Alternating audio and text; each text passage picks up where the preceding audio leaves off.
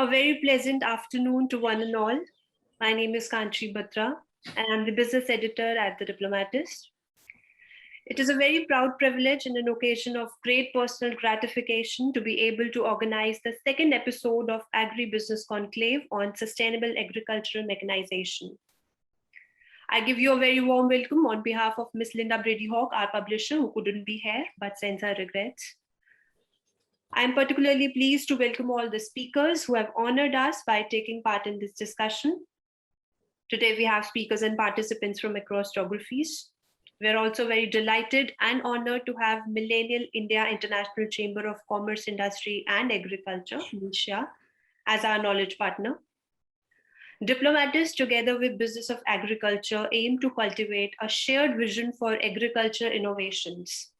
We try to harness the power of knowledge to make systems more competitive, prosperous, and sustainable. It is true that innovation is more important in modern agriculture than ever before. Just as every sector has benefited from the impact of technology, so has agriculture. Modern farms and agricultural operations work far differently than those a few decades ago, primarily because of the advancement in technology.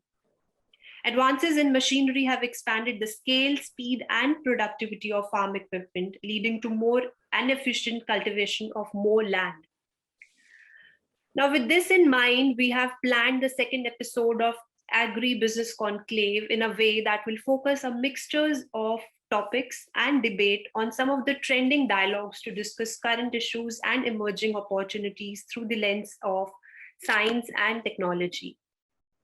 Today's panel discussion will throw light on good practices and innovative ideas in agriculture technology, and will share their experiences and results on all aspects of agricultural technologies. I sincerely hope that this discussion will make strong recommendations aimed at benefiting all participants in agricultural innovation systems, including researchers, industry representatives, producers, processors, investors, government agencies, and companies across the world.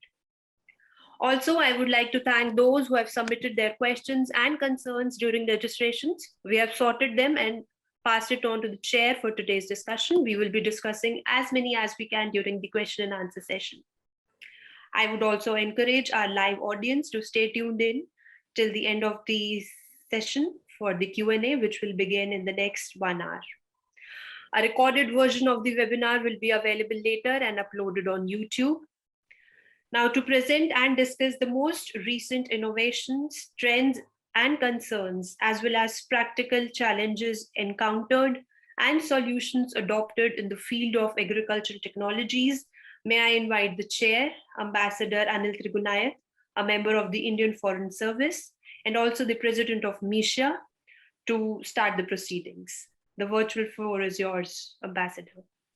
Thank you, Kanchi. Thank you very much. And on behalf of the Diplomatist magazine, which is doing excellent work, and the MIICCIA Chamber, I would like to extend a very warm welcome to the co-panelists, as well as all the members of the industry who are joining us today or will be joining us later.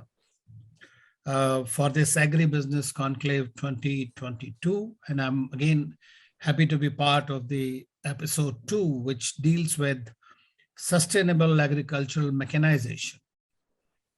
Now, friends, you all know that agriculture is the world's largest industry.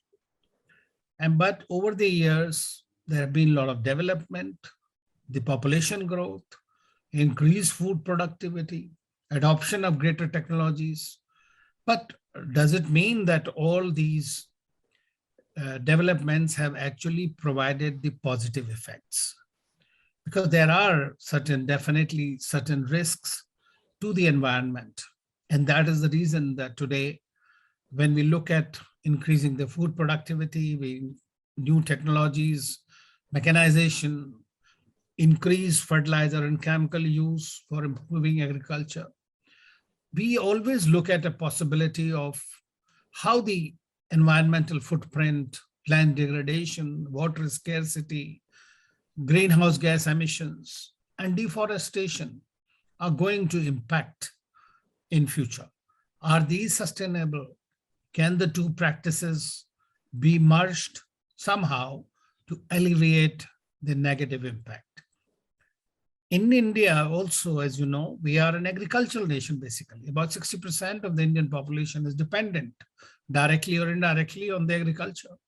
And we represent 1/6 of the world's population. And therefore, and also we also supply, and we have become eventually a net exporter of food products. So it is imperative that not only do we achieve self-sufficiency in food, but we also acquire larger production levels to meet the other needs that we need. At the same time, we try to make it sustainable. Now, you know that we have been dependent on monsoons, which was a major factor. And then we are seeing that there has been a quest for cash crops.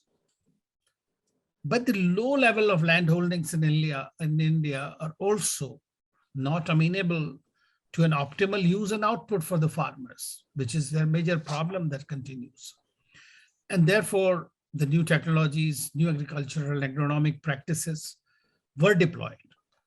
And this applies across the board to agriculture, animal husbandry, fishing, and even beyond, across the whole value and supply chain. In India, fortunately, we have had certain practices. We had the sustainable agricultural practices that have gone on for decades and centuries. We believed in rotation of crops, which maintained the soil health, and that is an age-old tradition.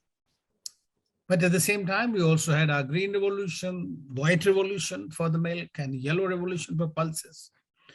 And now we are looking at another green revolution. So how do we reduce the downside of it? The green revolution, which has provided us a great deal of self-sufficiency in the food, and the government programs were actually moving towards more subsidies, incentives, new hybrid varieties, access to the farmers, of finances, technology, and others. So this is all being done. But one of the things which Kanchi also mentioned is that this was all driven by how much do we get? How can we maximize our output from the soil without actually giving it the nourishment that it needed? In the last 50 years, according to some statistics, nearly 1/3 of India's cultivable land has become barren, because the farmers obviously use more chemicals, more fertilizers, and try to get more of the output from this. So it's in my view, it is like a Hobson's choice or a catch-22. Moreover, the farmers also have to look at, because they have small holdings, whether the new kind of practices that we are advocating are worth pursuing. For example, you may ask about everybody to go in for organic farming or something like that. Can they do this? Moreover, now we are looking at the big businesses getting into agriculture. There is a contract farming that has come up. Now, what is the basic objective of all that is? So I think that this is something, this is going to be a very important discussion today, because we cannot continue to treat the soil as an exploitable commodity. This is important to look at. I'm happy that Prime Minister Modi started this initiative where we had this soil health card, which is an important and welcome development. 78% of Indian farmers are really marginal farmers, I would say. And according to statistics, they had about 0.8 hectare of the land. That is about 20% of India's cultivable land. And those who are others, they are of course into very different kind of a ball game into this. So we have to see how we will be pursuing this whole thing and how we can create an environment sustainability as a primary goal. Are there green technologies that can help us? Are there better practices? You know, a lot of you may be knowing about ICCIA and how the hydroponic practices were brought about. So we need to really have a look at it that the natural resources that we have continue to yield the optimal level of our requirements by adopting various practices. Now, it requires at least a withdrawal of three things, according to various scientists, and that is synthetic chemicals, hybrid genetically modified seeds, and heavy agricultural implements. So it is an elaborate system. But we need to also start, which we already have it, that multiculture rotation, as I said, intercropping, farmyard manures, etc. And this is very important. So while technology is on one side, the new agronomic practices on the other, we also have the sustainability aspect and dimension also together with this. I was recently, only last week, I think, I came across a very interesting report. And this is the report which was brought out by Niti Aayog. I'm sure my colleagues are going to touch upon this. And this report spoke about some global best practices and how these can be merged, how they have operated in different countries. A very interesting was a floating garden system in Bangladesh, which is a climate smart ecosystem that they have done it. Likewise, new hydroponic systems that are being done. A lot of technologies have been worked out in agriculture sector by countries like Israel, and they are doing a lot of projects in India. Then they have used the AI, artificial intelligence, basically how to grade the agri-produce, which could increase farmers' income. Then they talked about something called e-Chopal. Of course, the government of India has already launched something called e-NAM portal for marketing this. Then there are, like this e-Chopal business was by the ITC, which is one of the biggest companies dealing in the food products. And then there are pest infestation prediction methods were also mentioned. They have something called Innovative Ventures and Technology for Development, INVENT.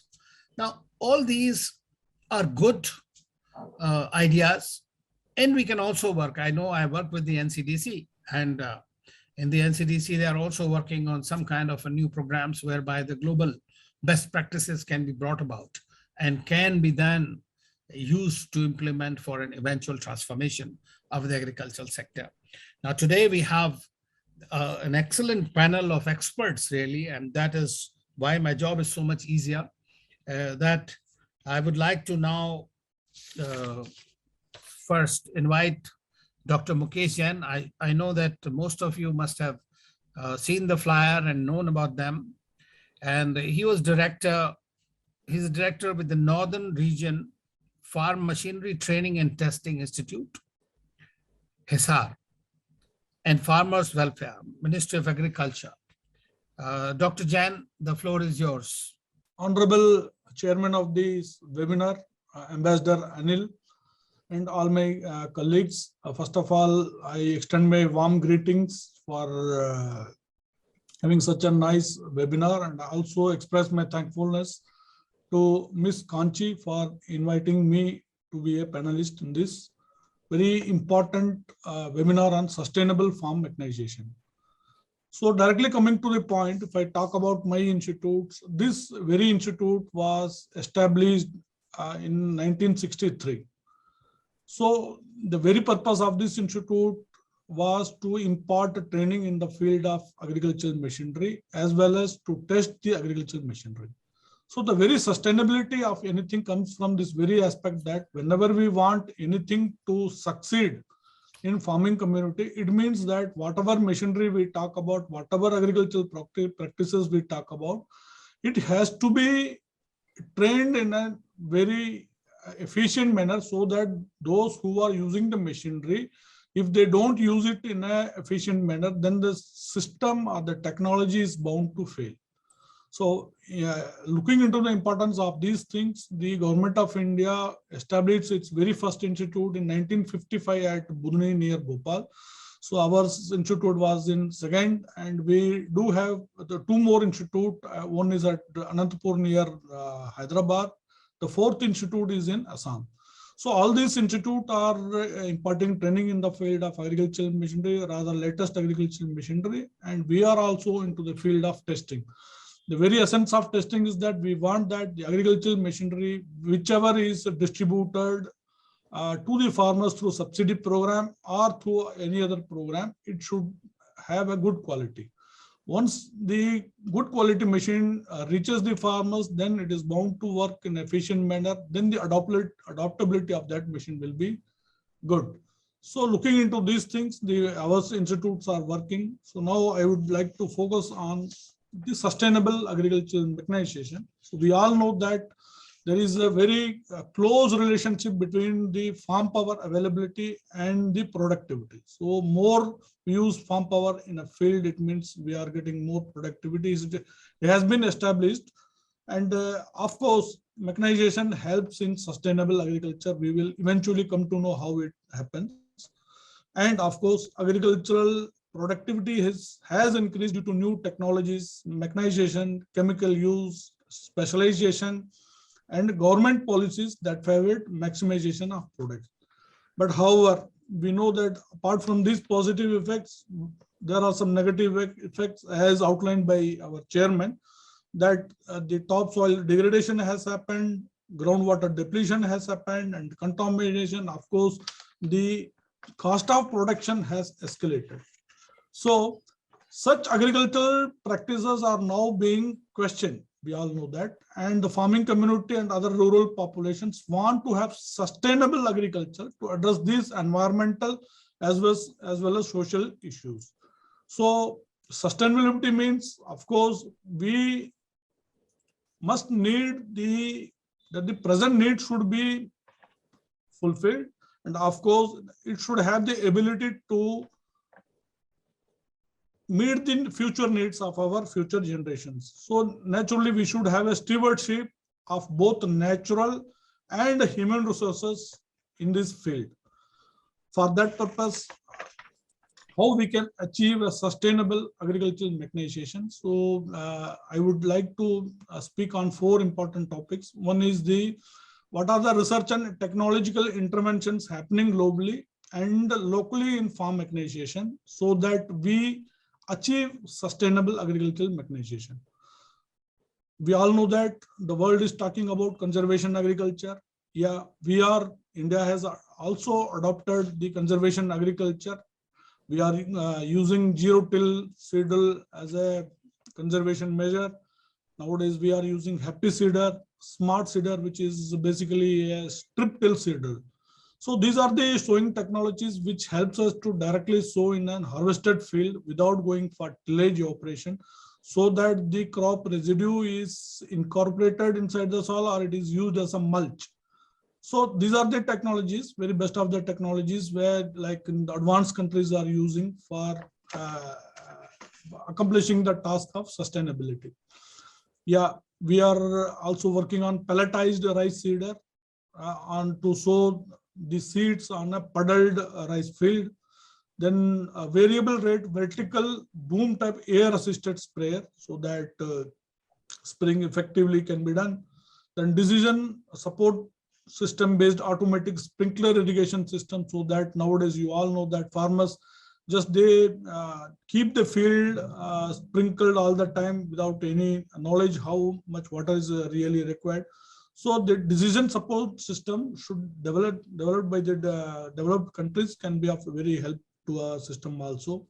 Automated irrigation system for rice.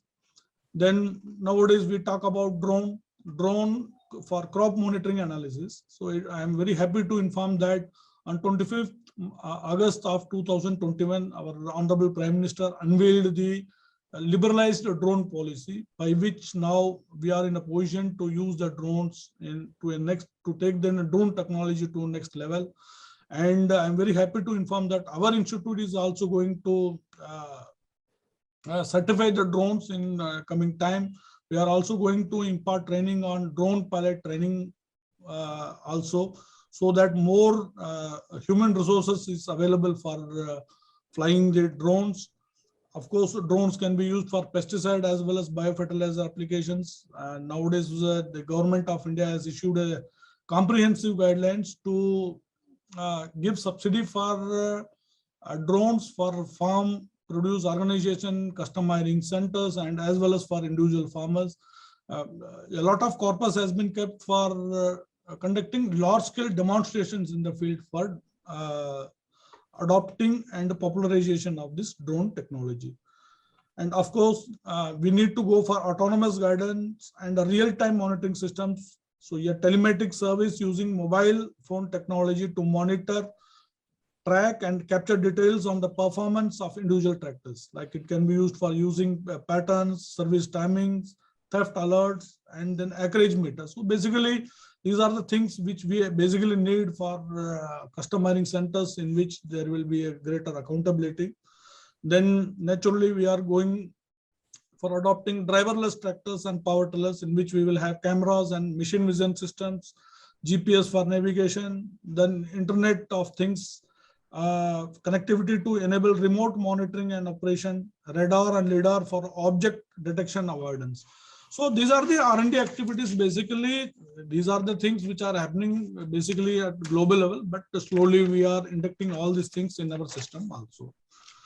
So the second objective was on what are the opportunities for business and investments, technical and market collaborations. If we talk about agricultural machinery sector, so we all know that Indian equipment, that agricultural machinery is expected to grow at a CAGR of 5 to 8%. So it's a good growth rate. And ours market is very exposed to the international market. Slowly, the agricultural machinery market used to be a roadside industry some time ago, 15, 20 years. Right now, the corporate sectors and organized sectors are coming into this field. It's a very good sign. And of course, the factors which are favorable factors which are needed for putting the things in right path is government declared support prices for crops. That is the minimum support price we can tell them like that. Supportive credit policies from banks for agricultural machinery. If we talk about agricultural machinery in India, we have around 250 medium and large scale units of machinery segment, and 2,500 small scale industries, and around 15,000 tiny industries, very small industries, and around 10 lakh village level artisans. So basically these are the artisans which basically sell the product at village level, but eventually we all know that because of the corporate sector, now we are getting standard and quality equipments. And the very important thing is that now India, the farmers of India now realize the quality product, and they are going to, they are spending more amount to get good quality products. If we talk about the industries, around 65,000 crores industry, the agricultural machinery industry is $8.7 million industry. And in 2019-20, our farm power availability was around 2.76 kilowatt per hectare.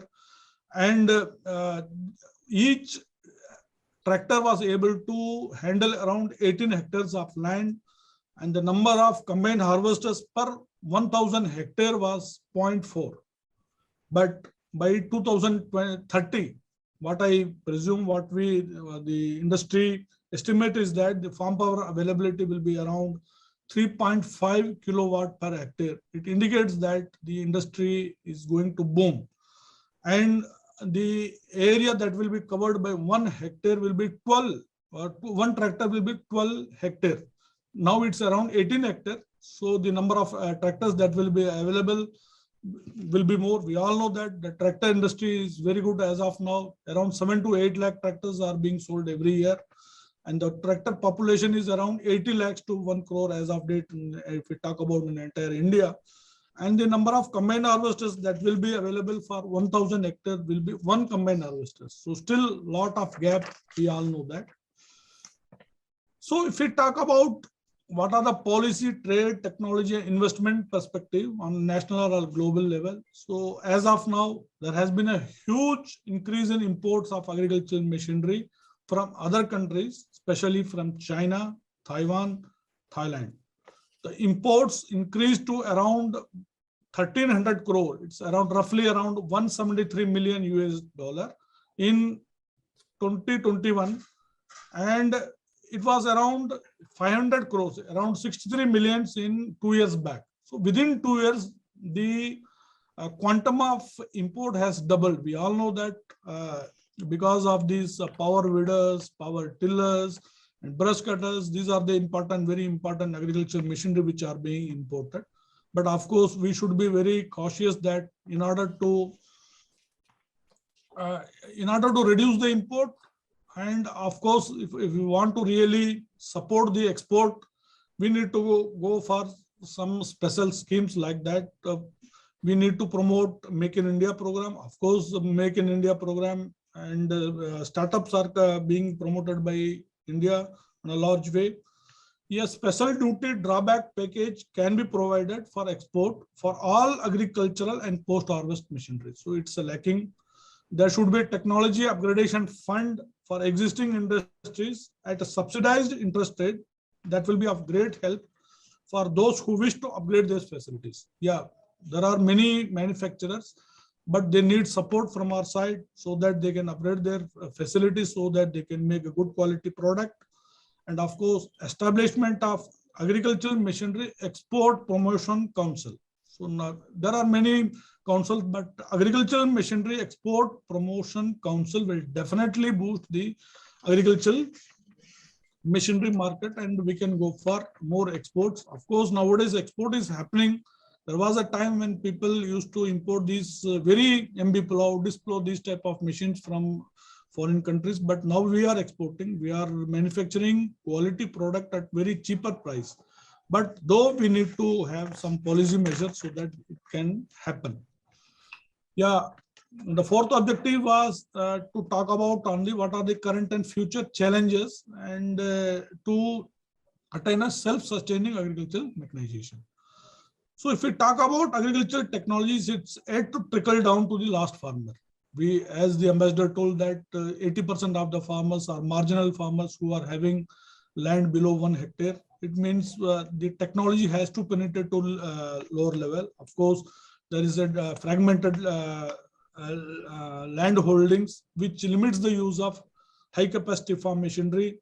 Land terrain limits the use of high power and higher weight machinery. Like in hill areas, we need to go for lightweight machines.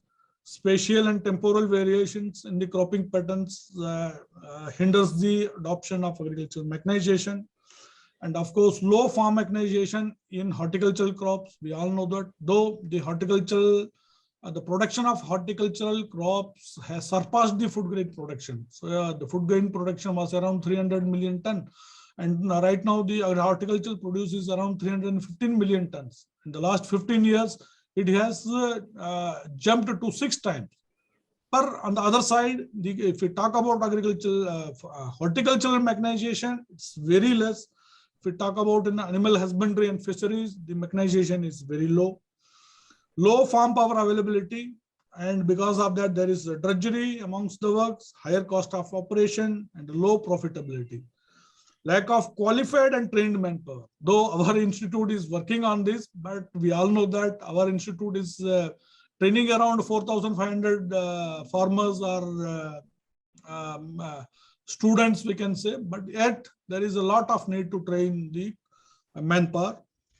Lack of well-equipped R&D centers. Yeah, most of the time we are doing the re-engineering, reverse engineering type of works, and we need to go for adopting good R&D activities. And if we talk about what we need in the farm mechanization, basically we need to go dry down for ownership cost. How it can be happened? So like we can go for customizing centers. Nowadays, customizing centers are being encouraged in a larger way. In Haryana, Punjab and Western UP, we have around 40,000 customizing centers. So they are doing well, but yet it has to be popularized in other states of the nation. After sales service support, logistic management tools, and we need to go for smart farm mechanization. Like we need to develop gender neutral farm implementation machinery, whole tractors system efficiency improvement, then supervised autonomy. We can go for full autonomy on long-term basis. And if we really want to take mechanization to next level, we need to go for adopting farming as a service. like app-based farmer-to-farm aggregation platforms. Like Farms portal has been, Farms is an app that has been launched by Ministry of Agriculture. So it's a very good app, and there are many apps by private players also.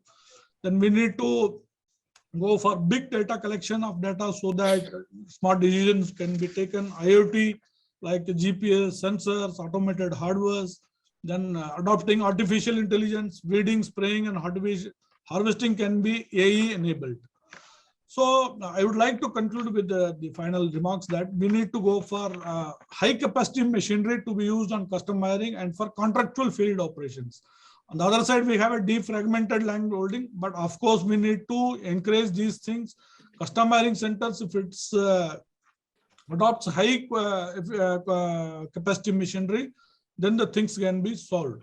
Ergonomic and safety aspects and design and farm tools, appropriate technologies for horticulture and hill agriculture, and a package end-to-end solution we need to give for rice, sugarcane, cotton, potato, precision agriculture. It's a new topic. Of course, it seems that precision agriculture, it's a very expensive phrase as of now, but it's not like that.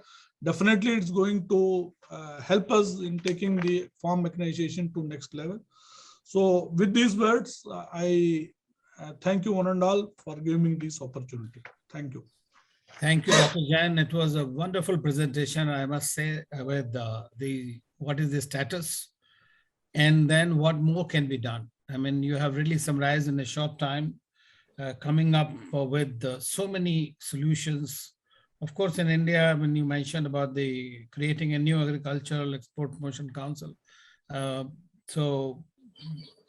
especially for the machinery, but I was quite intrigued by the fact that the imports from China and other countries was really doubled in this period of the agricultural machinery. So we need to be very, very competitive in this sector. And your suggestion about the end-to-end solution, including the new technology, is absolutely marvelous. And I'm quite sure that you have already fed into the system all these recommendations, but I think that the chamber and diplomatists would also do their bit to compile these suggestions and take forward. Thank you again. We have some questions. I think you'll be happy to answer those later. Definitely, definitely. Yeah. Now I would like to invite Mr. Surinder Makhija. He's a strategy advisor and a well-known person, and he's also a senior vice president of the Jain Irrigation Systems. Very important as the water table is going down and the problems. So we are all looking forward to listening to you. Mr. Makhija. Good afternoon, Ambassador Anil, fellow panelists, Ms. Kanchi Batra. Thank you for having me here. Excellency, you already raised various important issues. And I would like to start right away. I represent Jain Irrigation Systems Limited. It's one of the largest micro irrigation company in the world, second largest in the world. We employ about 10,000 employees present in 130 countries. We have 15 factories in India and 15 outside India, including 5 in the USA and 3 in Israel. This is the snapshot of our global presence. But to take you to the next stage, what exactly Jain Irrigation is all about. The Jain Irrigation founding father had focused on small Indian farmers, and he focused on how we can maximize the production, productivity, and income of small Indian farmers. So various verticals created were directed towards one fundamental principle, that agriculture has to be science-based and technology-driven. So one of the first verticals that we have got is agriculture division, in which we produce the best variety of the planting material. The tissue culture plants of various crops. Dr. Mukesh Jain had just mentioned about the, I would say, the improvement in the Indian horticulture. And a lot of it goes to the credit goes to Jain Irrigation for the best variety of planting material that they produce, like banana, tissue culture, plants of mango, strawberries, and pomegranate. So the first vertical is agricultural division. Other is a micro irrigation system, which means a drip irrigation system and sprinkler irrigation system. Third is the green energy division. This is the solar energy or bioenergy. And we are not going into the grid power, even though we have the capacity of manufacturing solar pumps and solar panels. Our focus remains on the small Indian farmers.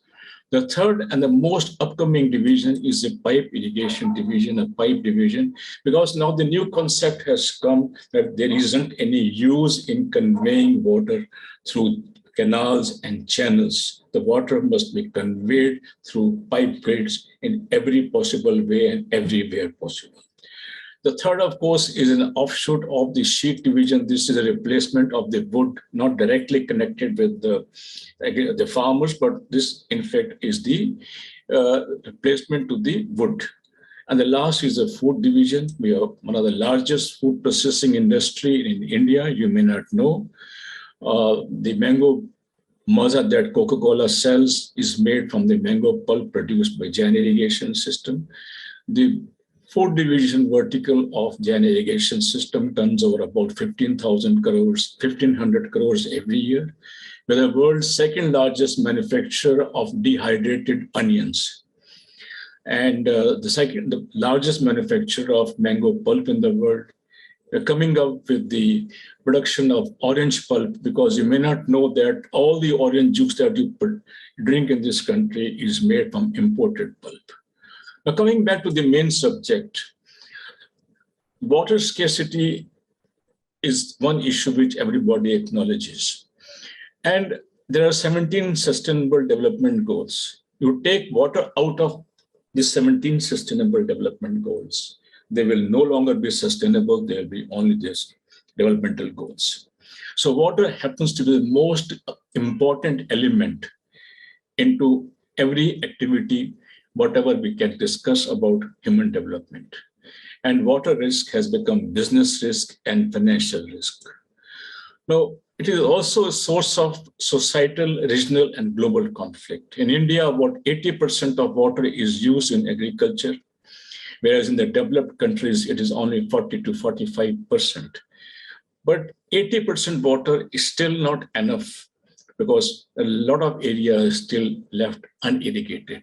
Yet this 80% luxury cannot be allowed to continue in view of the competing increasing demand from other sectors. We talk about Atmanirbhar Bharat, we talk about various other important government developmental initiatives of the government of India. So it is important that we have to ensure that every drop of water is used very effectively in the most productive manner. I show this slide in every presentation that we make.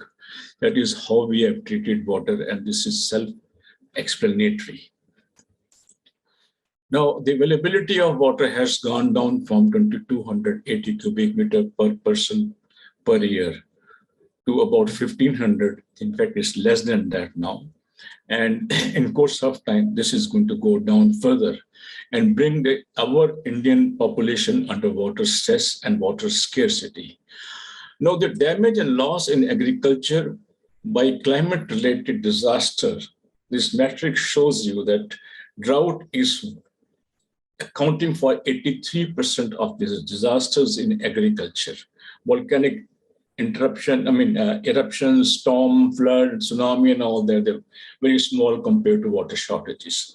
So what we are discussing today is indeed the need for conservation of water, and water conservation is extremely important. You talk about whether mechanization in agriculture, you talk about mechanization in steel production, or you talk about any activity related to the human development, water conservation will have to be adopted to, and more water has to be made available for other sectors. I think this is something we all been discussing for quite some time, and sustainability of water is something that holds key to most of the ambitious developmental initiatives in India.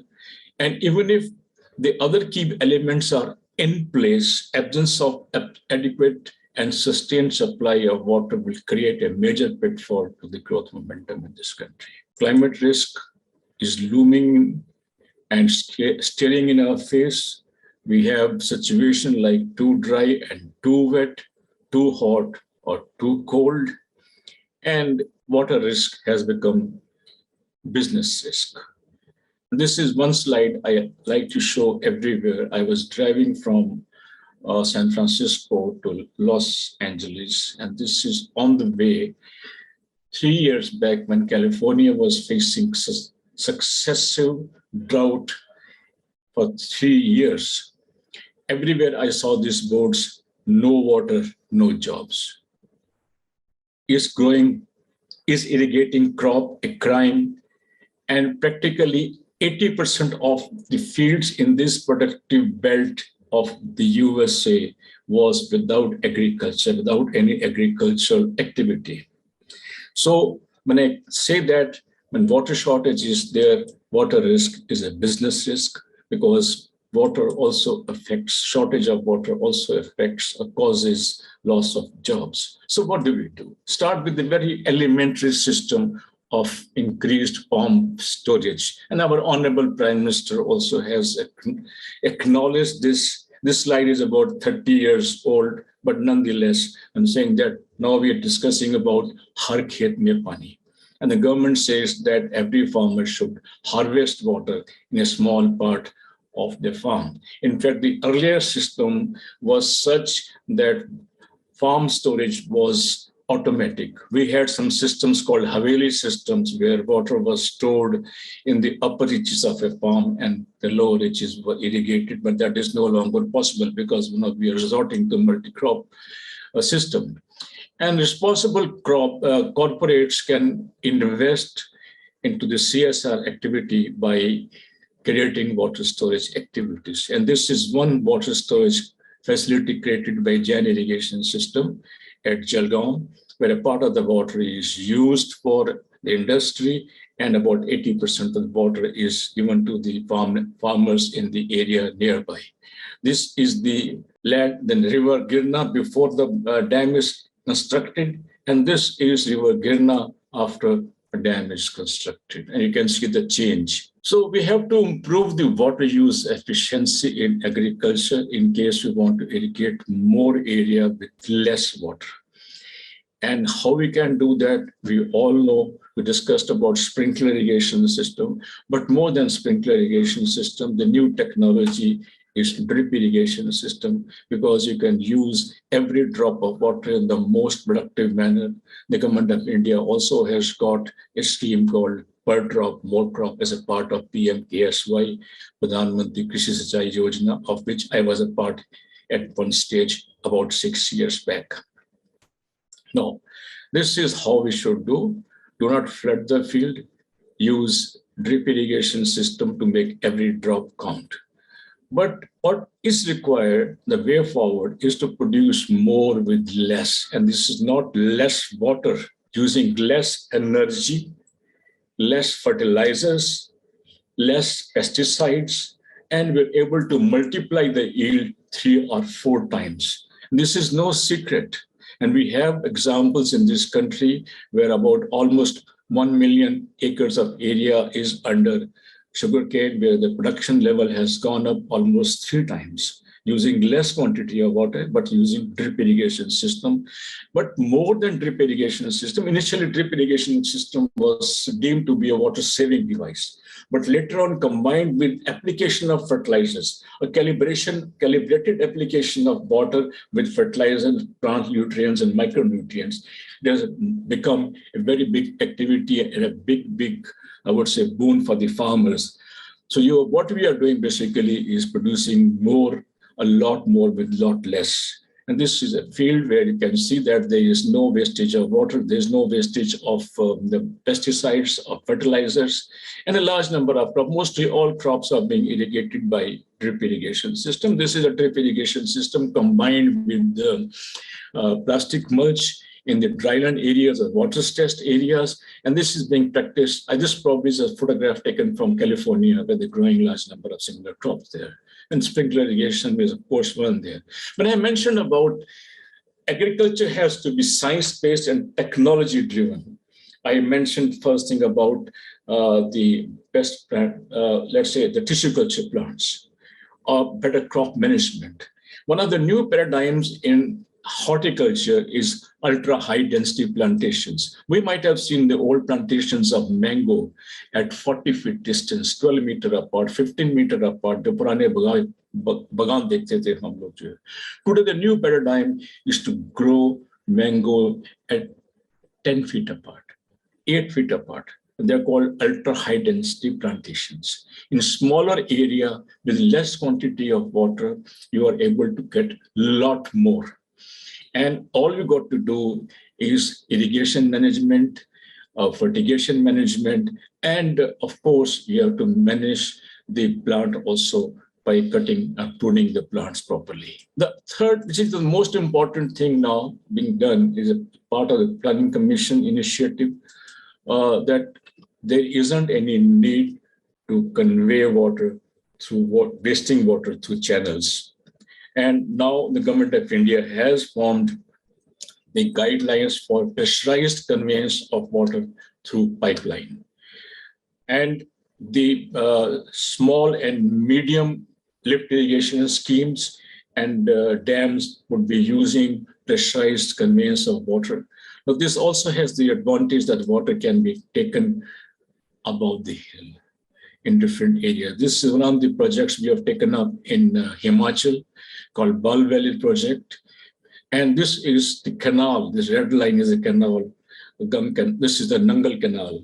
But even though so much of water was available, it's near the Sundarnagar township, there was no water in the upper reaches or some other places. So piped irrigation or piped conveyance has made it possible that you can take water to any place that you want.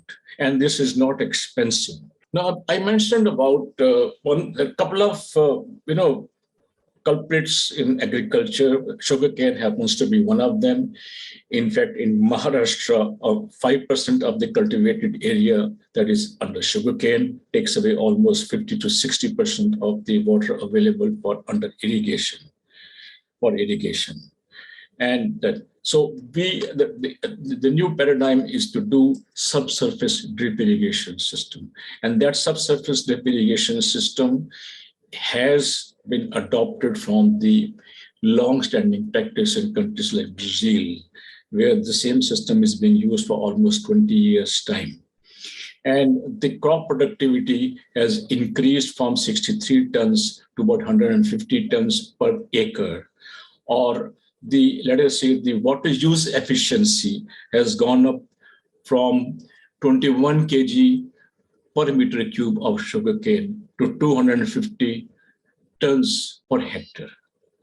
Now, this is the kind of change that we can find by using mechanized irrigation system or drip irrigation system. The paddy is another crop. Experiments have been done and found very successful.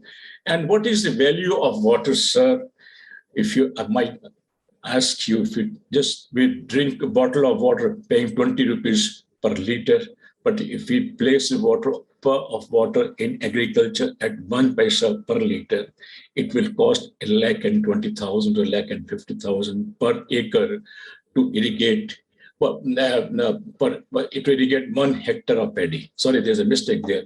There should be 1 lakh to 20,000 to 1,50,000 per hectare to irrigate. So that's the value of water. That's the value of water we are exporting in such a cheap way by exporting rice from many parts of the country. And this is again what we mentioned about precision agriculture. Dr. Jain mentioned about precision. This is a tomato crop without proper crop management. The next stage is, of course, better crop management, where the farmers are using. They're doing it with using local material, bamboos and other equipment as such. And the next one, of course, is protected cultivation, or also can be precision agriculture, either of the two, and you can see the difference. The same crop. Another advantage is that in case of the conventional agriculture, this tomato crop has to be harvested in a period of just 15 to 20 days time or a month's time once it is ready for harvest. Otherwise, this will go waste. It will rot in the field. In this case, it will take about something like 3 months' time to do it.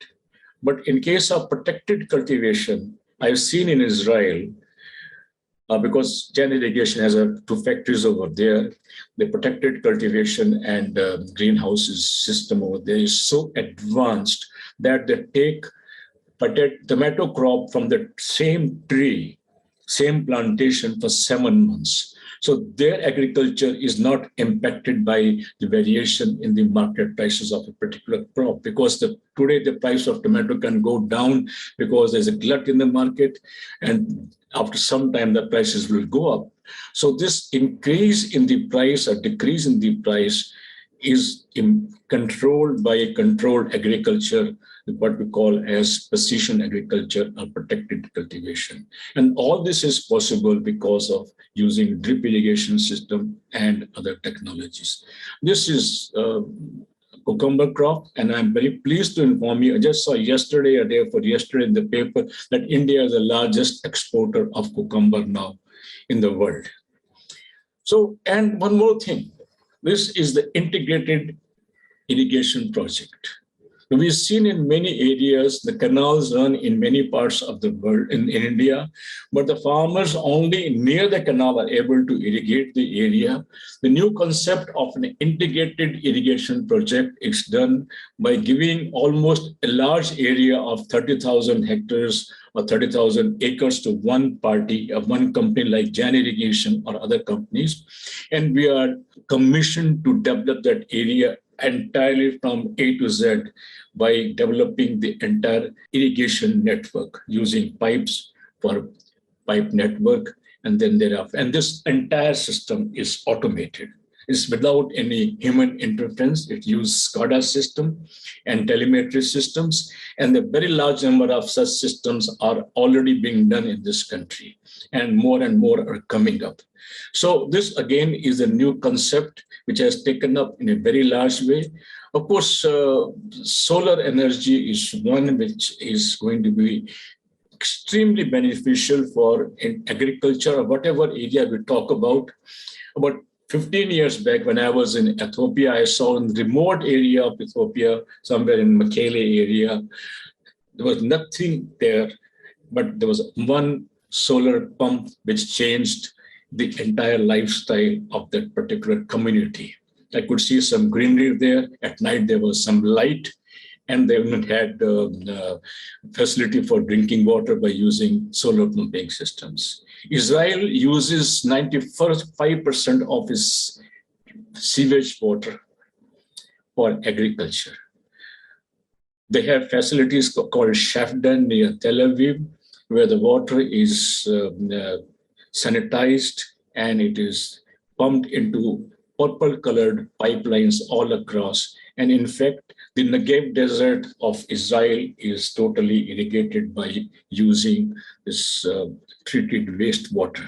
They don't let any water go waste.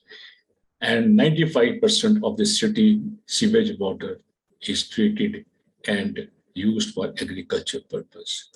So to sum up what is required as a policy interventions is replace water conveyance through canals and channels with pressurized conveyance through pipes. In some parts of country like Spain, we have water ATMs.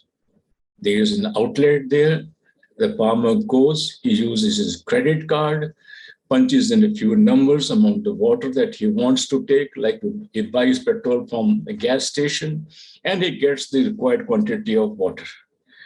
Now, that is possible because water is being conveyed through a pipeline. It does not have to do any secondary pumping system because water is available under pressure. So he can hook in his sprinkler irrigation system or the drip irrigation system and use every drop of water in the most effective manner. So promote integrated micro irrigation system. Per drop, more crop is the slogan of our Honorable Prime Minister. More crop per drop happened to be the slogan of Jain Irrigation System 30 years back, and is a part of the PM-KSY.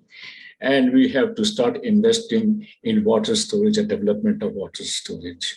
And this is not everywhere in every part of our life, we have to start thinking in terms of saving water. Yeah. So this is how we got to do it. You were thinking about farm mechanization, you start thinking about sustainable water supply before any development takes place. Thank you very much for Thank very you. patient. Thank you, Mr. Makhija, for a wonderful presentation, and I think very, very comprehensive. But what struck me most was the year 1963. Dr. Jain's institute started, I guess, in the same year as Yes, sir. Jain Irrigation also started. So that's an amazing progress on both. So that shows that where we are going. I was very intrigued by your motto that agriculture has to be science-based and technology-driven. And frankly, that is what it really means for us. And that's where we will have to really go. Water is really something, and I know that in diplomacy, we say the future wars will be for the water. So I think that it is time that we try, and as Prime Minister says, that more crop per drop. I think that's something that we would need to continue to manage. We'll come back to you with questions. We have two more very important speakers today, but I would request each one to kindly take about 10 to 12 minutes maximum so that we have some time for question answers. And we have 5-6 questions already which are received. Now I'll request Mr. Vignesh Raja, and he is the Chief Operating Officer of FirstMR Business Analytics. Mr. Raja. Thank you so much to the Diplomatist team and Ms. Kanchi Banta for the invite to be a speaker.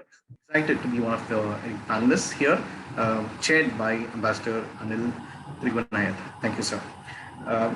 Just a quick brief about me. So I come with 15 years industry experience. I've worked in manufacturing, services, and e-commerce space. I mentor and advise a few startups. I also facilitate sessions pertaining to agri startups. Presently, I lead the operations, production, and sales activities of FirstMR Business Analytics.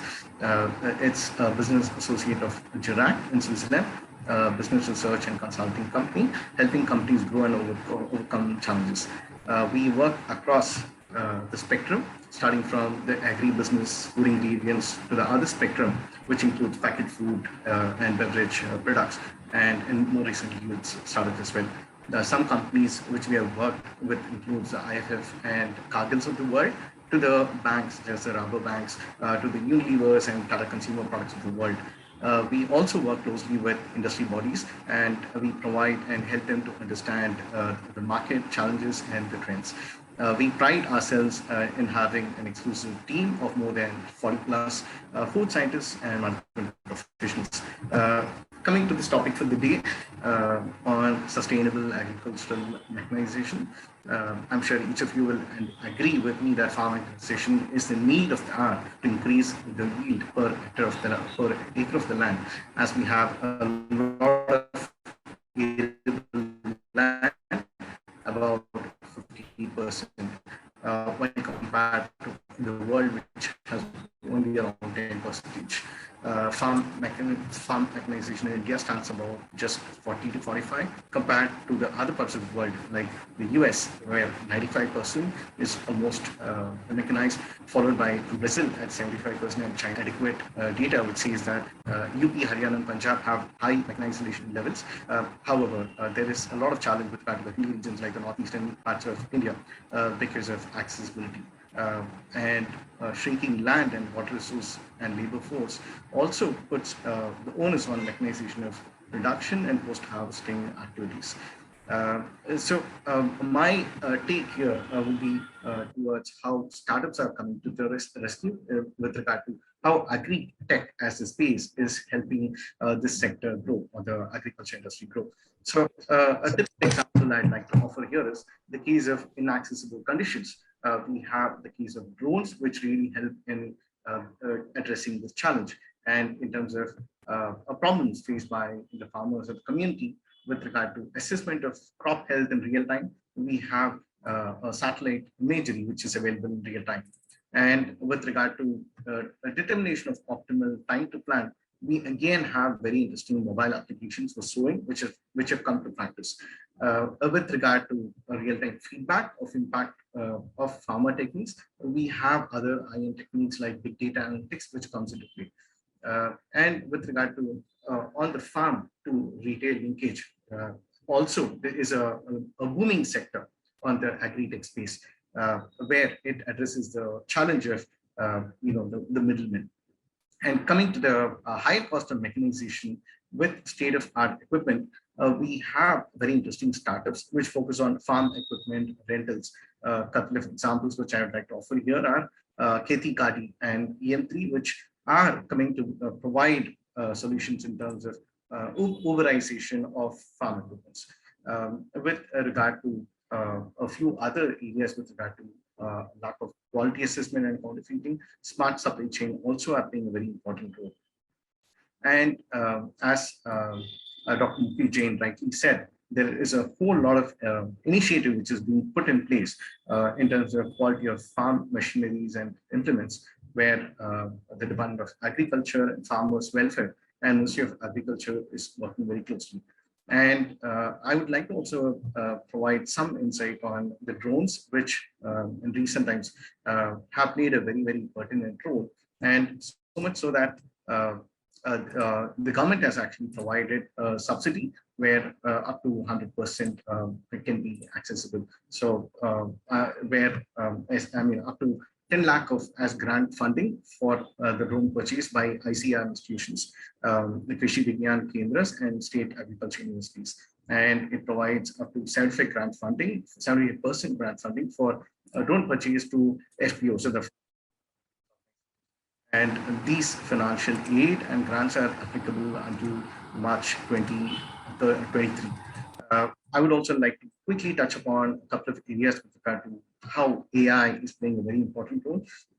Artificial intelligence, I'm sure many of you have been looking at.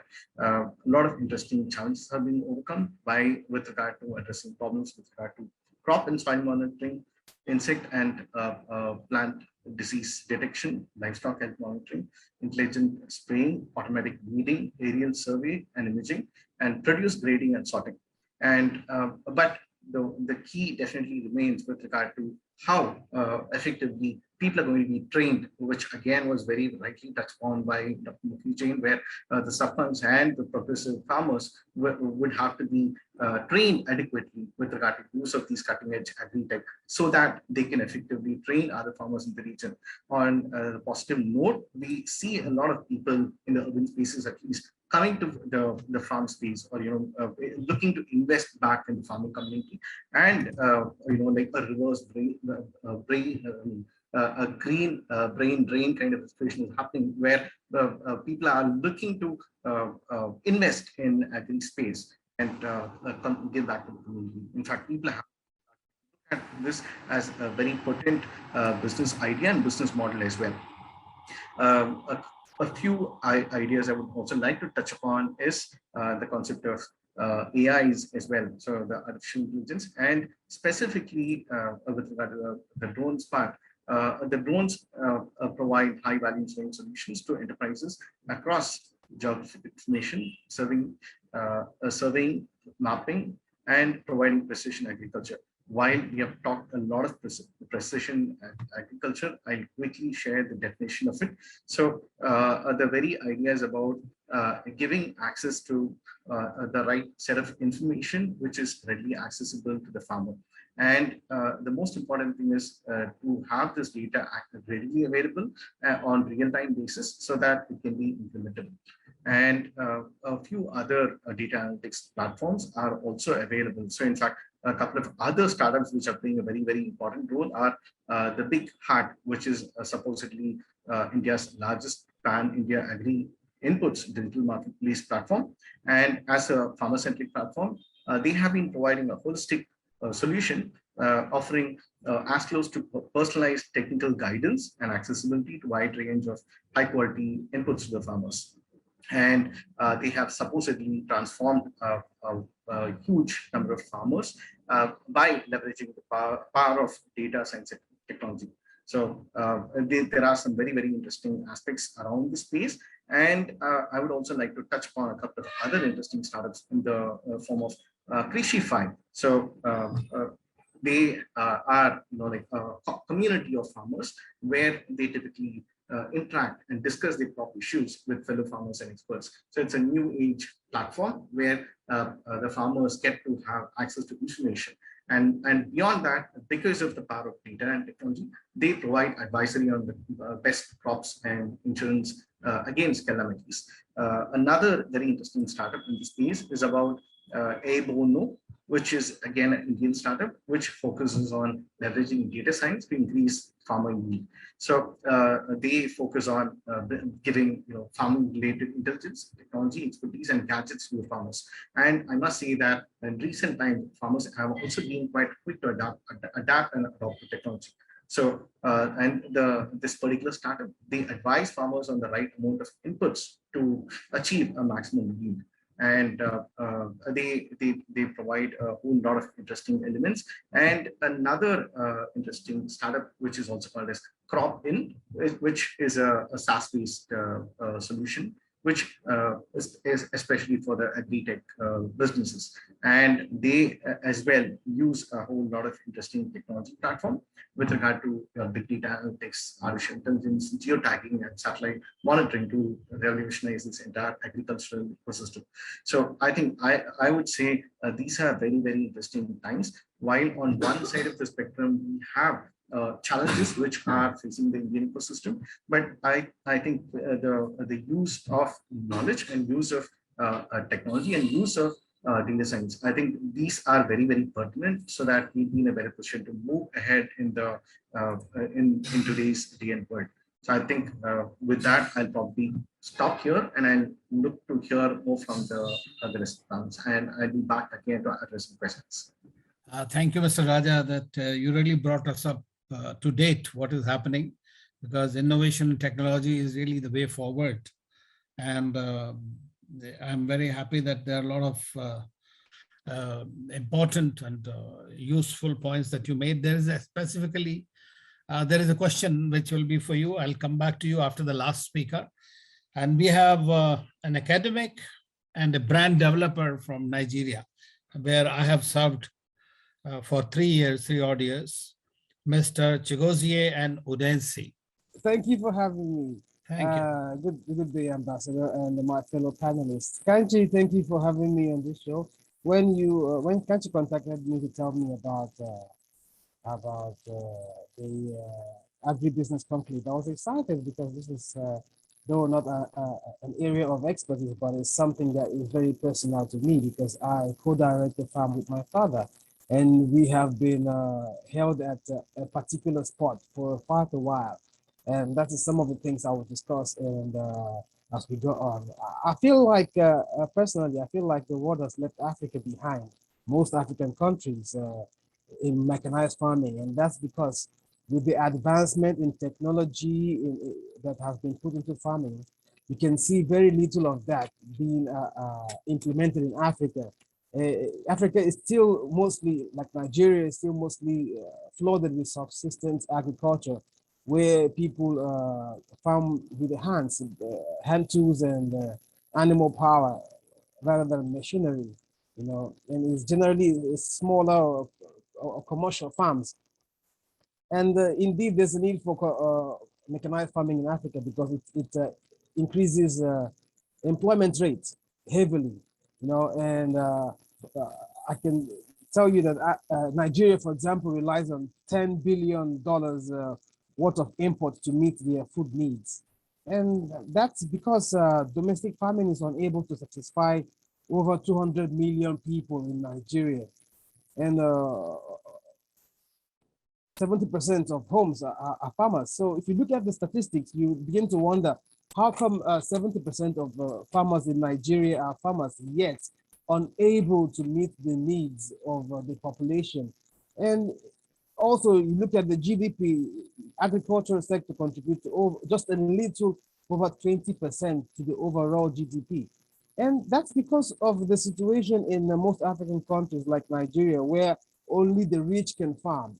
There's not enough economic resources to empower the local farmers, and most farmers in Africa, for example, are poor because of the low use of mechanization, poor road networks, which has been a plague for many years, and inadequate market information. The people are less informed, and there's a lack of access to financial support.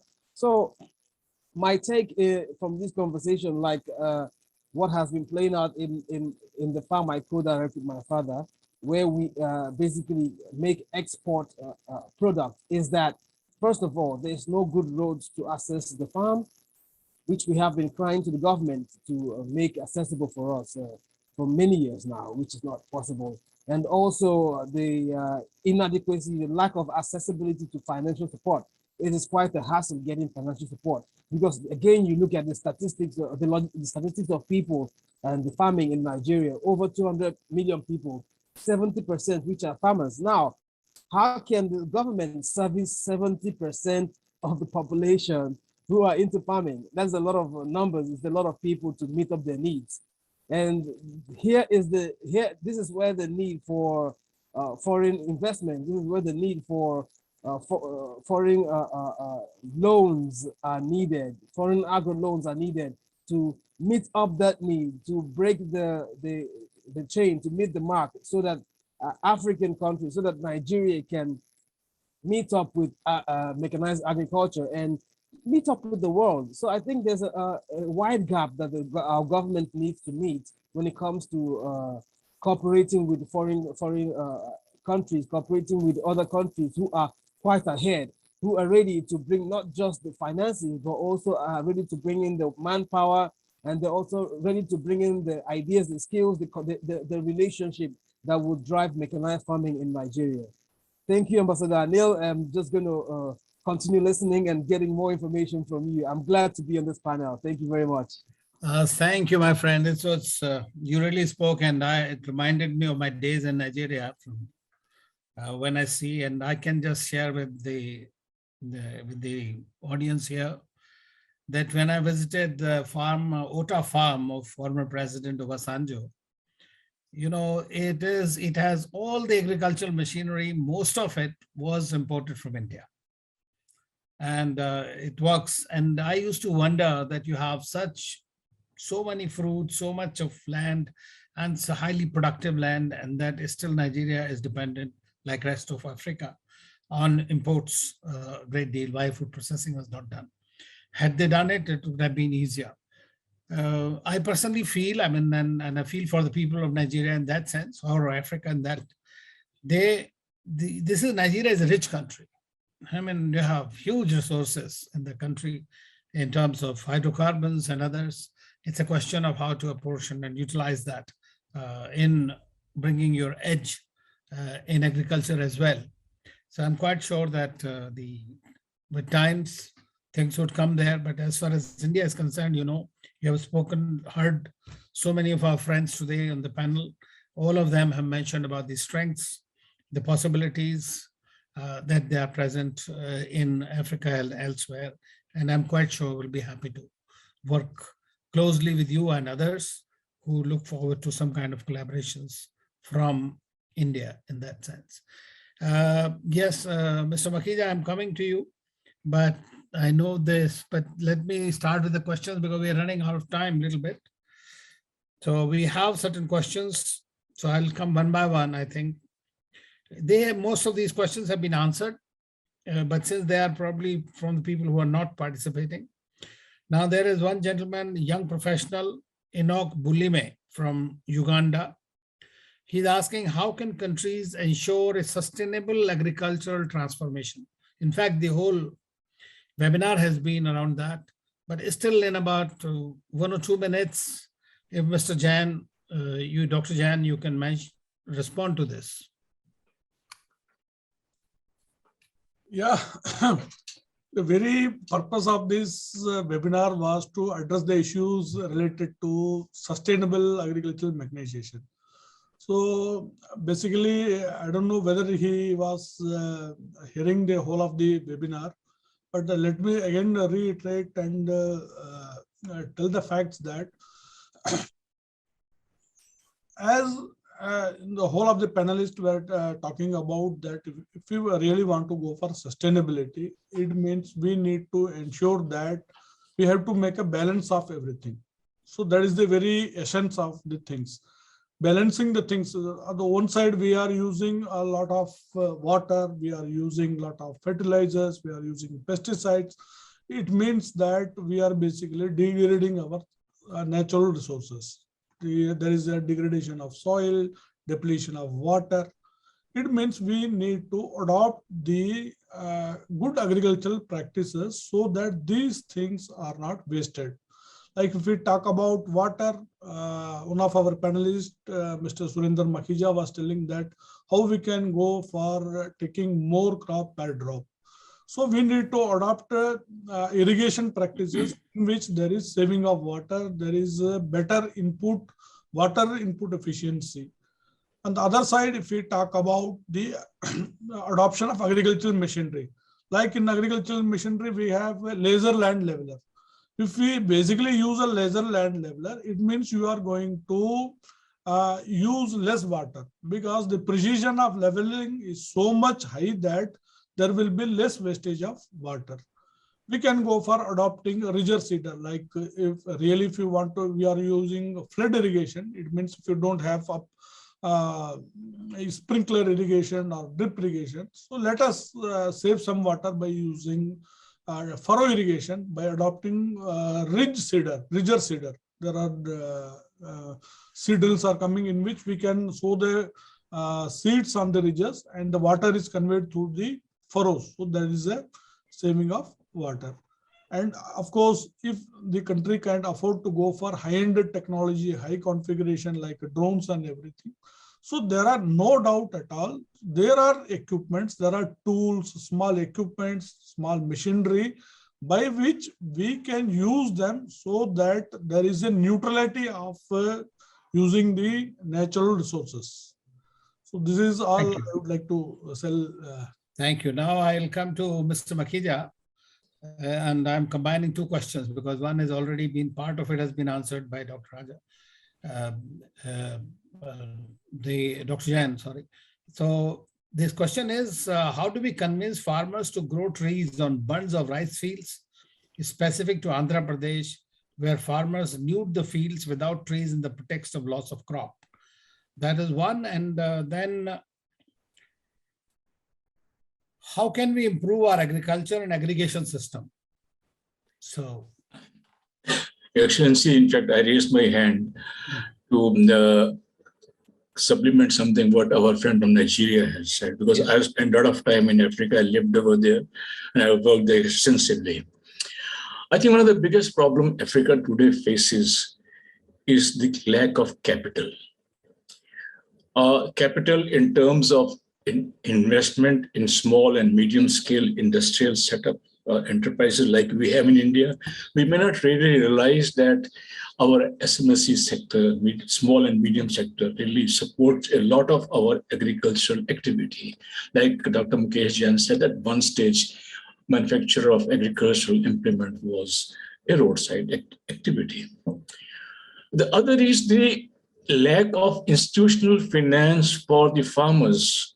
At many of the platforms I have been suggesting to my African friends is that they should study about what NABARD is doing in India, what NABARD really has done. I have been associated with NABARD from its earlier avatar, when they had office in Berlin, Bombay, small office. It was called ARC, Agriculture Finance Corporation, till what it is now. So agriculture in Africa needs institutional finance.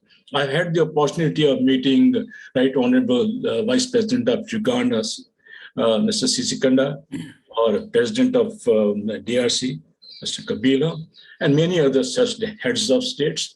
And whatever we discussed, whenever they invited us over, they said that, can you bring in capital with your equipment?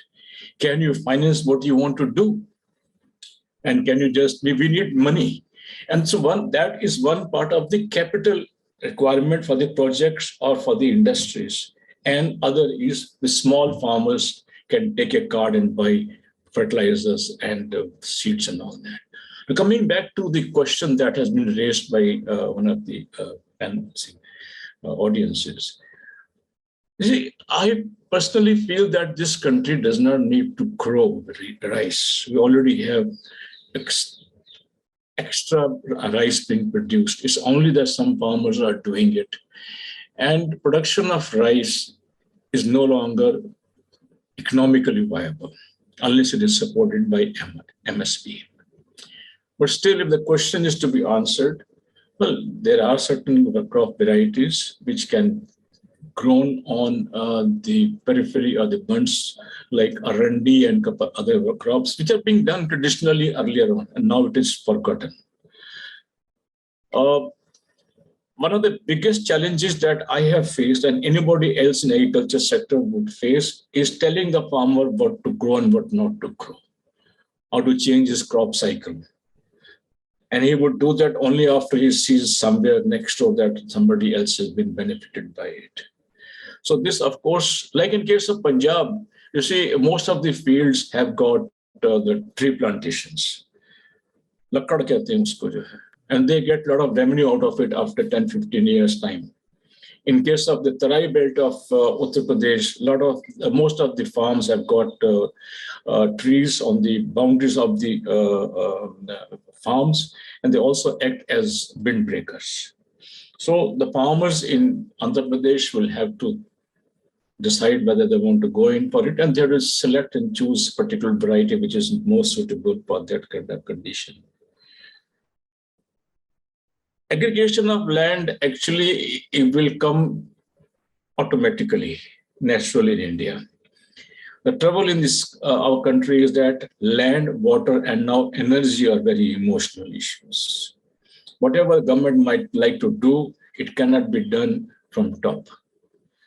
So if the farmer is really intelligent and educated, he can probably earn enough money out of half an acre of area by using precision agriculture from, let's say, greenhouses or hydroponics, and it's done. In China, they're doing it. The land holding in China is very small, but the farmers, they are doing very well because they are adopting or resorting to these things, and they're growing crops which have the market value. And you link your crop with the market so that whatever you're growing in the limited area, it gets you the value for money. And other ways, land aggregation will be possible. There are already a number of companies which have come up from overseas and India also. They are encouraging farmers to do land aggregation. Land Tenancy Act has to be modified, and contract law has been modified also. But this will probably come off its own. It can't be imposed from top. We have seen one of the best of the initiatives by the government of India, like the recent farm laws, have not been taken very wisely by the farming community as such. So these emotional issues will be very difficult to implement from top. Thank you. Yes. Cooperative farming has not succeeded in many parts except in Gujarat, but yet I think what our friend is asking for will come in course of time. Yeah. Thank you. No, I fully agree with you on that. It has to come from below. I mean, it can't be top driven, but it has to be a continuous process. That is that. Now, Mr. Raja, I think you spoke about technology and other things. There's a question like how to reach the farmers who lack internet facilities. Very interesting. So in fact, I would say on the other side, a lot of these startups are also coming out with some very interesting ways by which the platform itself can be reachable and accessible. And there are these technology where a lot of vernacular content is being put in. So what I generally see is, one, the startups themselves are understanding the way in which the consumers, or in this case farmers, are connecting with. And in your specific case, these technologies are being adopted where no or low internet usage is being done. And beyond that, a lot of these incubators or startups, a lot of them are having a connect. So I understand that if you were to reach out to this community, right? Anilji, if you can clarify to me. So I understand that they would like to understand how they want to reach out to a farmer, right? So am I Yeah, yes, I can hear you. Yeah, so I would suggest that one is having a technology which is in line with the market need. So which is where low or mobile friendly, I mean, even within low network, these are being deployed. because in fact, for that matter, even within e-commerce platforms, you have something called as Flipkart Lite or Amazon Lite. So it means that it already understands that there is a larger community out there which are accessing content. So which is where whenever you develop or you're looking to develop a content or a platform, see how you can understand the ecosystem and develop. So that is something which is happening. And like he said, the other aspect or challenge which you'll definitely encounter is with regard to the usability. So which is where you have to develop your platform which is usable. So which means you can't have English as a language. You need to have the regional languages. So let's say you have to have Telugu, Malayalam, Kannada, whatever regional languages, and I think a lot of these companies have understood and they are working on it. So I see these very interesting ways by which companies are adopting, and farmers are as well taking to technologies in very interesting ways. I hope. Thank you, Mr. Raja. I mean, I remember many years ago, a friend of mine from the Indian Institute of Science had developed something called Simputer, and which had a lot of these signs rather than the language per se. So it was just so that people can relate to the science and can understand how the weather and other things are going to be there. So I think that today the technology is that you really don't need internet, because we are having problem in communicating with internet also. I agree. in the metropolises because of the bandwidth and other things. Now there is a question which is from an executive editor of Swaraj magazine, and which I will flag to all four of you, and please feel free to comment. That is entirely in your personal capacity. How do you find the Indian government's response to the agriculture sector needs during the COVID-19 pandemic? And how do you view the agricultural reforms that it has brought as part of the response? So maybe we can start with you, Mr. Raja, and then the other can pitch in one after the other. I believe there's definitely been a lot of challenges in this particular space. But like I said, in fact, very recently, January 16th, a week or two back, we had a concept of National Startup Day. And so which means that there is recognition which is being given for startups and within agri-tech as well. So which means when you look at agri-tech is seen as a pioneer because the government understands that agriculture is a larger contributor to the GDP. So there is a lot of tech-based platforms. And I think we did start about this eNAM platform and the Farms app. So which means there's a lot of concept of digitization which is coming into play, and the linkages which are being given on a very interesting way.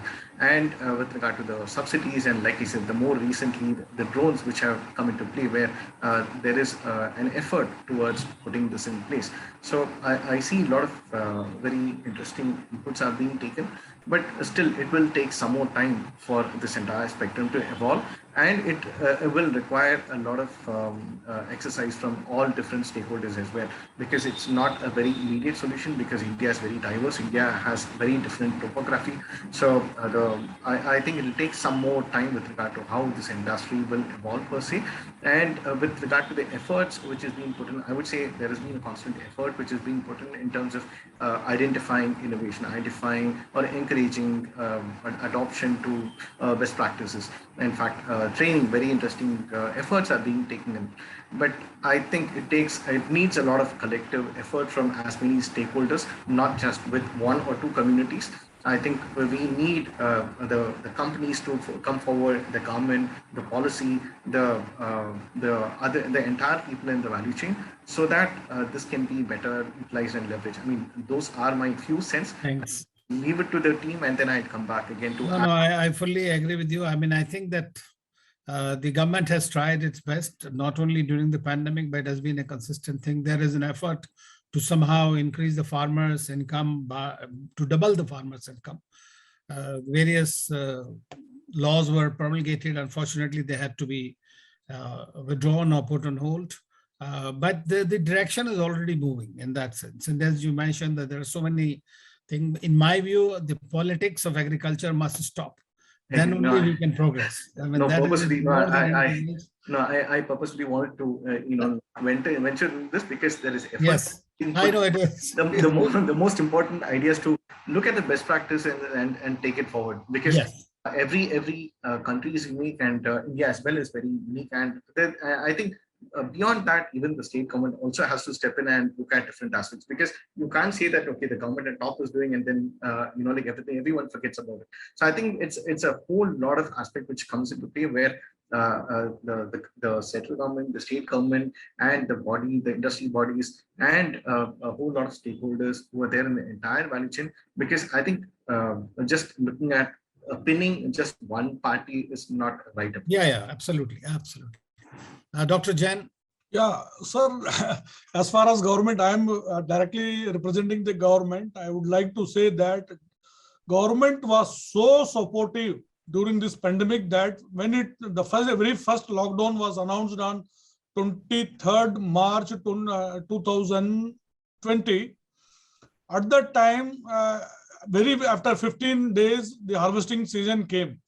And the government of India announced that there will be no lockdown, nothing for the farmers, for the manufacturers, for the shopkeepers, for the repairmen, so that the harvesting season should not be hampered. That was the very first taken by the government, so that the agricultural operations cannot stop, it should go on, and it was fully supportive of that. And after that, we saw the problem of migration of laborers. For that purpose, the government of India initiated a training program for the migrant laborers. Many laborers were brought to our institute. They were trained on using very simple equipments. And let me tell you that, I told you that within 2 years, there was a surge in the sale of power weeders and small equipments. That is mainly because of these laborers. They thought that by investing 20, 30, 40,000 rupees, we can easily buy a power weeder and we can start our livelihood in our own place. And after the pandemic, we came to see that the labor has reduced.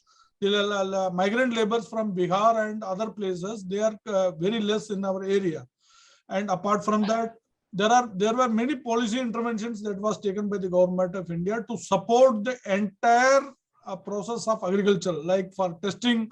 The whole entire 2 years was kept at abeyance. There is no need of like any policy measures or any rules. All the rules were kept under abeyance for 2 complete years. So I can say that the government of India, particularly the Ministry of Agriculture and Farmers Welfare, was so supportive, so that it should not affect anybody whosoever is the stakeholders related to agriculture. No, I think you're absolutely right. And not only that we have seen the growth of agriculture so much because of these kind of measures that have been given. During the pandemic, food industry, this sector has done amazingly well for obvious reasons, but because of the support that the government has given. I mean, that's amazing. A large number of, we have provided food to the largest number of people, during this pandemic, and the government continues to do so. So I think that from that point of view, the Indian government has done amazingly well, so to say. Now, let me just request Mr. Makhija if he has comments on this. I have a different point of view. Yeah. I think the credit for all the success of high production and productivity during the COVID period should rest with the farmers. Yes. And this is primarily because of the farming community that we have been very, very successful in mitigating the situation. During this period, and this in fact coincided with also the farmers' agitation, I found that the agriculture ministry was virtually paralyzed and decisions were not being taken. On one hand, we had a good situation where we were able to produce more without much of the intervention from the government of India. Government of India can take credit for ensuring supply of fertilizers and pesticides and other logistical support as such. But on the other hand, the ministry was so much engrossed and involved into either the COVID activity as well as the Farmers Stir program that many of the important decisions, I'm talking about my particular, I was associate only person from industry to be part of the PMKSY in the formative stage in 2015. Before that, I was one of the members of the committee which made a presentation to the Prime Minister Bajpayee's office for promotion of micro-irrigation system in 2002. So my job is basically policy advocacy. And I found there were a lot of interruption. The vision is there, But because of COVID and because of the farmers' problems, the execution was lacking. And that's my submission. Thank you. No, you are quite right to that extent. And I'm myself an agriculturist. I have a farm in Tarai area. So I know that there were difficulties in the farmers had to do what they had to do. But at the same time, as I'm also an advisor with National Cooperative Development Corporation, I just want to tell you something, a very interesting statistic, that during this period, or let's say just last 1 year, the 28,400 crore rupees were given to the cooperatives, which has been a historical achievement during this period as far as the cooperative sector was concerned. I mean, not necessarily. So I'm saying that there have been initiatives despite the paralysis that happened due to the farmers' agitation and all. But since there are ongoing policies already, I mean, we have to do that. Agriculture sector is there. I guess there is glass half full. I think if Agriculture Ministry was as interactive and as dynamic as Ministry of Commerce and Trade, some other ministries, even Ministry of Railways, the farmers wouldn't have had so much of a problem that they have been facing so far. That's my point of view. This is apart from my personal view. No, I got it. Yes, of course, we are all talking personally. Yes, thank you so much. Well, I think that if our friend Mr. Udensi has anything to say on anything. Ambassador, thank you for calling me to this understand. But you know, at this point, I've been listening and learning from the Indian experience, and I must say in Africa, especially Nigeria, through the pandemic, I did not really notice any difference in the food production, except that there was more demand and less production, and at the same time there was more import. But then there's something I picked out from your comment earlier, that politics needs to be separated from agricultural production, because I remember very well that there was this point where the food that was provided for people during the pandemic was moved. Part of it was moved out by politicians for their own purposes, you know, for political campaigns and all of that. And that really struck, you know, accordingly when you say that politics should be separated from agriculture. And that's what I'm picking from this. Otherwise, I'm still listening and I'm still learning. Thank you. Thank you, Mr. Udensi. Thank you very much. And now that there are no other questions in the chat box, I only would like to thank you before I pass on to Kachi, Dr. Jain, Mr. Makhija, Mr. Raja, for a wonderful presentation. And I must say that this was not a webinar which was just talking for the sake of talking, but it is coming from the people who are really on the ground, delivered and have ideas and the vision for improving the agriculture connectivity and agriculture productivity in a sustainable manner. So personally, I think that it was an educative and very interesting webinar, and with several suggestions have come out of it, which are actually doable and can help the agriculture sector in its totality, so that we can move forward in a more sustainable manner. Actually, sustainability has been part of the Indian culture and civilizational ethos forever, but science is absolutely a must. Technology is absolutely a must, but so is the common sense. So I would like to thank you once again for joining us today and sharing your thoughts and experiences. Now I'll pass back to Kachi Batra. Thank you, Ambassador Trigunayat. Thanks for being there and for bringing your ideas and expertise. We are honored that you chaired the first and now the second episode of Agri Business Conclave. We hope to engage with you in a significant way when we do our physical event on this theme later in March. We have just got the news that Delhi weekend curfew has also lifted. So hopefully we will be able to have an on-site event as the COVID cases are also going down. Now, a big thanks to each and every one of you for being here with us today. Special mention to all the speakers, Dr. Mukesh Jain, Mr. Makhija, Mr. Vignesh Raja, and Mr. Udensi, and to all our enthusiastic participants who took the time to participate in this discussion. We hope that you found the discussion informative and worthwhile.